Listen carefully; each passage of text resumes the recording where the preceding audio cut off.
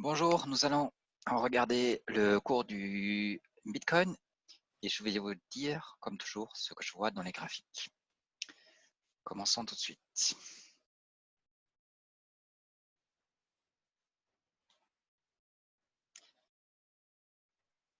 Voilà, donc, le cours du BTC. Puis on va aller vers mon texte, afin que je vous dise tout ce que je dois vous dire. Je vais vous donner mon analyse graphique et vous parler d'un point d'entrée que je vois venir. Si nous l'obtenons, vous pouvez aller long, go long, mais ayez une perte d'arrêt appropriée mise en place. Dès que le point d'entrée est sur le tableau graphique, je vais tweeter à ce sujet et même vous donner ce que devrait être votre point d'arrêt perte. Et je vais même vous, alors je vous indique quand je vois le point d'entrée, je vous l'indique et je vous indique également quel est l'arrêt perte que vous devriez établir. Car dans le cas où le marché se retourne contre vous, vous n'enregistrez qu'une petite perte et vivez pour voir un autre jour. Si vous perdez tout votre argent, c'est la fin. La protection de votre capital doit être votre premier objectif. Pour certains, c'est même l'objectif unique qu'ils poursuivent. Je comprends que vous voulez faire des gains, mais ne le faites pas au détriment de la protection de votre capital. Une fois le capital perdu, il est perdu. Vous n'allez jamais le retrouver. Et il y a quelque chose que le peuple ne comprend pas, enfin les débutants ne comprennent pas, c'est que les pertes, si vous faites 10% de pertes, il vous faut faire beaucoup plus que 10% de gains afin de vous retrouver au même niveau, beaucoup plus, autour de 14. Okay, j'ai publié un tel tableau sur mon Twitter, mais il faut toujours plus. C'est-à-dire vous faites une petite perte, mais il faut faire un gain plus élevé juste pour vous retrouver à zéro. Donc les pertes, c'est se brûler et il ne faut pas se brûler. Faites en sorte de vous brûler le moins possible. Okay, s'il faut vous amputer votre bras, c'est mal parti. Un mois est baissier, mais la situation s'améliore.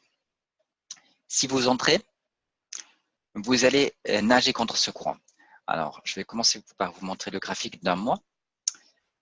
Donc, le graphique d'un mois est baissier parce qu'on est sur un rouge, un numéro rouge 2.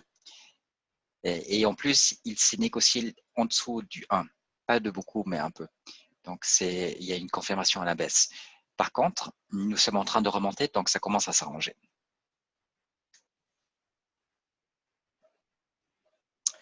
Une semaine a commencé une nouvelle tendance à la hausse. Cela vous viendra en aide si vous entrez sur le marché du BTC.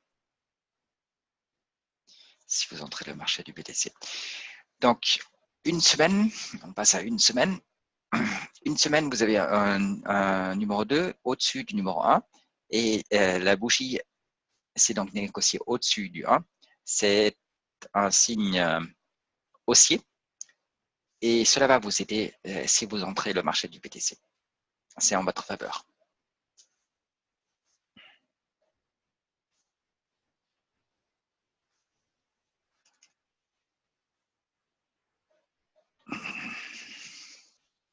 Un jour est sur un nombre vers 3 et a commencé une nouvelle tendance haussière. Cela sera en votre faveur si vous entrez sur le marché du BTC. Un jour se tient au-dessus de la ligne. Alors, je vais commencer par vous montrer ça, ensuite on regardera le reste. Donc le graphique de un jour. Non. Oui. Donc, non, c'est toujours pas ça. Oui, cette fois-ci, c'est ça. Donc ça, c'est le 1 jour. Et il y a une nouvelle tendance à la hausse qui a démarré, un numéro vers 1, et une confirmation avec le 2 qui s'est négocié au-dessus du 1. Et actuellement, on est sur un 3. Donc là aussi, il y a une tendance haussière qui sera en votre faveur. si vous entrez sur le marché du BTC.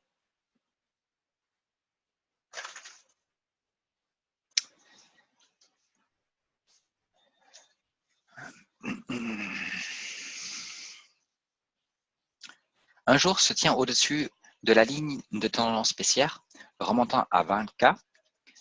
Donc, je vais vous montrer la ligne de tendance baissière qui remonte à 20K. C'est celle-là.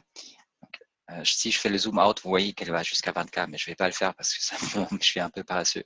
Et puis, je préfère vous montrer le point de rupture. Donc, ici, nous sommes clairement sortis.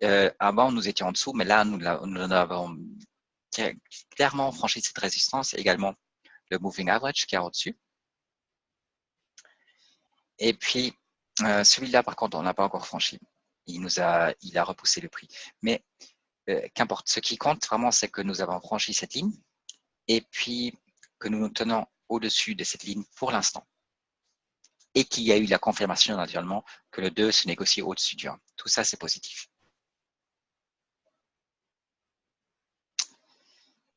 Arrêt et inversion, stop and reverse, clairement sous le prix du BTC sur un jour et toujours allant vers le haut. Donc, voilà l'arrêt de perte. Avant, le prix était en dessous et nous étions dans une base baissière. Actuellement, le prix est au-dessus et nous sommes dans une base haussière. Donc, l'arrêt de perte est en votre faveur comme le reste sur le graphique de un jour. 12 heures et sur un numéro vert 9, c'est le tableau qui devrait vous donner votre point d'entrée. Nous devons nous attendre à une baisse de 1 à 4 bougies, puis nous devrions aller plus haut à cause du 1 jour et 1 semaine, à cause des graphiques 1 jour et 1 semaine. Je vais vous montrer ça à présent. Donc, voilà à quoi je m'attends.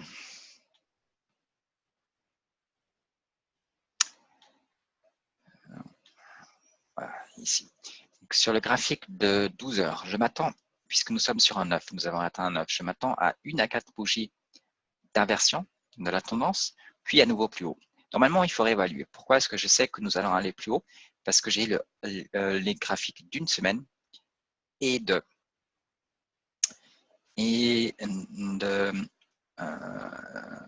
un jour qui me disent que nous allons aller plus haut. Donc, je vais vite vous montrer mon analyse en résumé. Nous y avons déjà jeté un coup d'œil, mais pour revenir. Donc là, on est sur le 12 heures. Donc le 12 heures, et j'attends une baisse. Donc j'ai mis down pour baisse. Hein. Il n'y a pas de confirmation actuelle. Il n'y a qu'une confirmation quand il y a un 2 qui s'échange au-dessus du 1 et un numéro 9. Hein. Ça, c'est pour le 12 heures. Le 1 jour, il y a un up. Nous l'avons vu précédemment, juste avant. Avec une confirmation, c'est très bien, c'est tout ce que vous pouvez obtenir. Le 1 semaine, il y a également un up et une confirmation, c'est tout ce que vous pouvez obtenir. Il y a juste le 1 mois qui pour l'instant est encore sur un down avec confirmation. Mais il met beaucoup de temps avant que vous ayez un up ici. Avant que le down met du temps pour passer de baissier à haussier. Mais tout le reste est en votre faveur. Donc, je m'attends à ce qu'une fois que nous avons eu cette légère correction de 1 à 4 bougies, je m'attends à aller plus haut. Et votre point d'entrée doit être, quand à nouveau, comme ici, une bougie avec un numéro 1 vert, non, une bougie avec un numéro 2 vert se négocie au-dessus d'une bougie avec un numéro 1 vert. C'est ça votre point d'entrée. Et votre point de sortie est sur un 9, ici. Donc, si vous avez pris cette dernière tendance, si vous étiez entré ici, vous sortirez à présent parce que vous vous attendez à 1 à 4 bougies de baisse. Hein, et puis vous rentrez à nouveau ici. Ça, c'est la théorie. Maintenant, peut-être que le prix du BTC va ignorer ça. Peut-être qu'arrivant ici, on n'obtient pas de numéro vert et puis on continue une tendance à la baisse. Dans ce cas-là, il faut aller en short. La situation a changé. Moi, je m'attends à une hausse actuellement, mais si ça change, ça change. Le prix du BTC ne fait pas ce que je lui dis de faire. Hein. Moi, tout ce que je fais, c'est analyser les données qui sont à ma disposition. OK. Votre point d'entrée sera sur le graphique 12 heures et quand une bougie verte numéro 2 se négocie au-dessus d'une bougie verte numéro 1. Je viens de vous le dire ça. Utilisez un effet levier très faible. Je ne vais pas plus haut que 2 et définissez une perte d'arrêt appropriée. Donc c'est important d'avoir une perte d'arrêt appropriée parce que le marché peut se retourner contre vous et vous ne voulez pas encaisser de lourdes pertes. Donc si le marché se retourne contre vous, il faut sortir du marché. En tout cas, un prompt trader fait ça. Vous ne restez pas dans une position où vous perdez de l'argent éternellement. Et vous voyez votre capital fondre, jour après jour. Ça, sauf si vous êtes misogyne ou que vous avez envie de perdre de l'argent. Je connais des gens qui sont ça les excite beaucoup de perdre de l'argent. Le plus d'argent ils perdent, le plus contents ils sont. Mais c'est, à mon avis, c'est des cas pathologiques. Hein. Bon, revenons aux choses sérieuses. Ma petite blague à part, que probablement personne n'a compris, mais qu'importe. Allez. Si vous ne deviez pas aller long, go long, mais seulement tenir, acheter du BTC, cela va bien sûr également. Donc, vous n'êtes pas obligé d'aller long. Hein. Vous n'êtes pas obligé d'être avec un broker et de faire un truc avec effet levier. C'est même déconseillé, c'est risqué. Donc, aller long, ça va très bien. Moi, avec une grande partie de mon capital, je ne fais que aller long. Je n'utilise pas d'effet de levier. Et une grande partie de mon capital, je ne le short jamais parce que je trouve que c'est très risqué de faire cela. Donc, je le fais j'y alloue une petite part de mon capital, mais pas tout mon capital.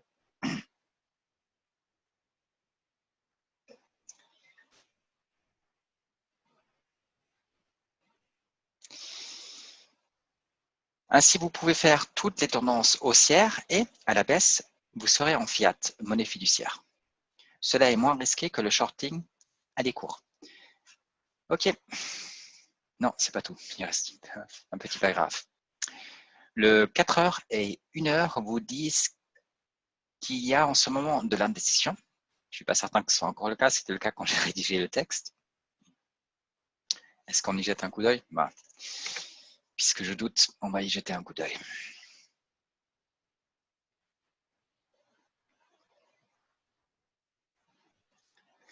Donc ça, c'est le 4 heures et je parle d'indécision parce que, bon, il y a une tendance haussière qui a démarré, mais je n'y crois pas du tout.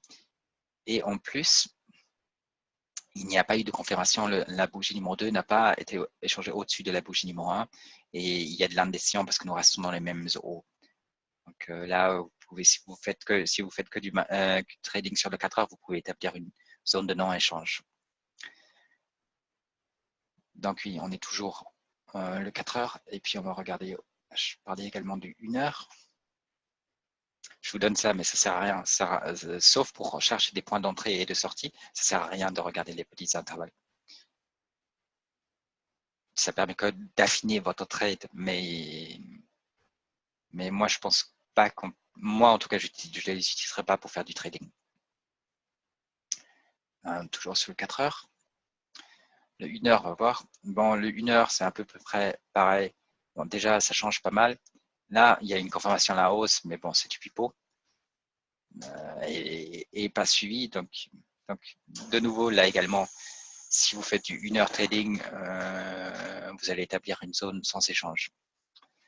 Donc, pour l'instant, il y a de l'indécision. Mais comme je l'ai dit, comme je vous l'ai répété, et je vous l'ai indiqué, nous avons un 9. Je m'attends à une baisse de 1 à 4 bougies, puis haut.